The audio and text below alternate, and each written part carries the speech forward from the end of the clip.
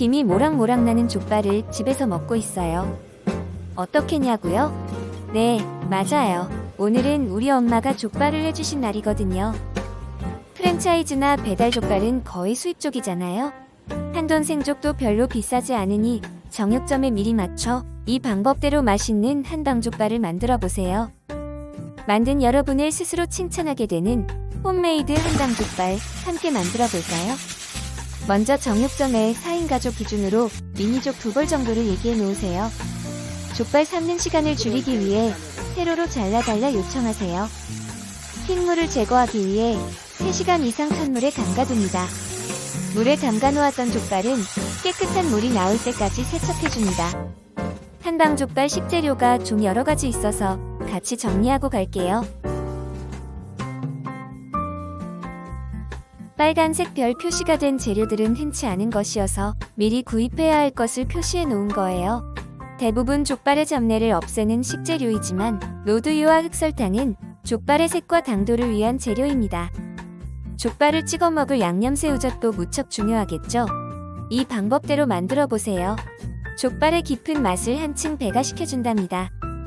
깊이가 어느 정도 있는 큰 들통에 둥글레를 넣고 물을 끓여줍니다. 둥글레를 못 구하면 시판용 둥글레차 티백 여러 개를 활용하셔도 돼요. 핏물을 제거하고 깨끗이 씻은 생족을 끓는 물에 넣습니다. 핏물을 제거해도 속에서 우러나오는 피로 인해 검은 불순물이 떠오릅니다. 불순물은 떠내서 버려주세요. 끓고 있는 국물에 통계피와 생강, 건 홍고추를 넣고 칡즙도 2봉 넣어줍니다. 칡즙 대신 칡뿌리로도 대체 가능하겠죠?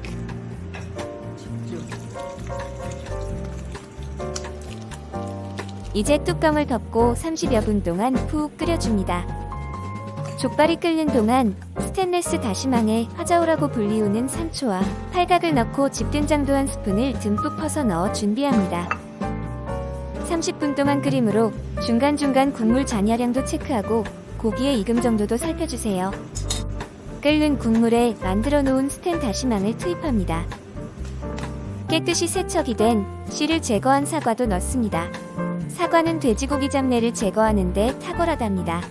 또한 사과씨의 아미드 달린 성분은 우리 몸에서 분해되면서 청산가리의 청산이 만들어지므로 먹지 않도록 주의합니다.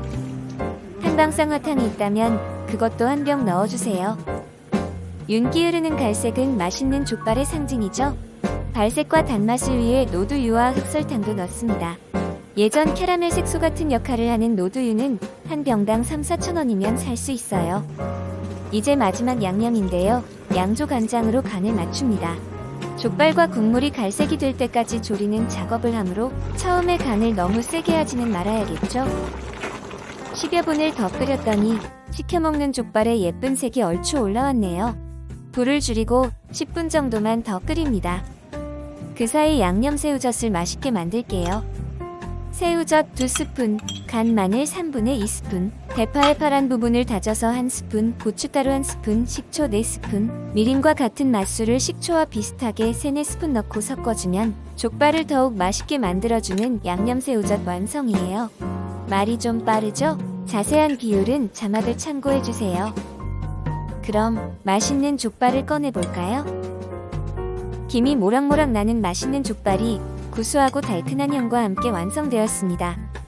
팁을 드리자면 이 족발 차게 먹어도 엄청 맛있어요. 맨 위에 통깨도 슬쩍 뿌려주니 족발집 자태 제대로 갖추는 것 같아요. 비주얼의 냄새, 맛까지 3박자를 갖춘 홈메이드 한방 족발이 완성되었습니다. 그대로 드시거나 원하는 크기로 잘라 쫄깃한 식감을 맘껏 즐겨보세요. 함께 만든 양념새우젓을 찍어 먹으니 이젠 족발은 귀찮아도 만들어 먹어야겠네요. 그리고 우리 돼지 한돈이잖아요. 2시간여 동안 정성스레 만들어주신 정말 맛있는 족발, 오늘도 감사히 먹겠습니다. 늘 좋은 일만 가득하세요.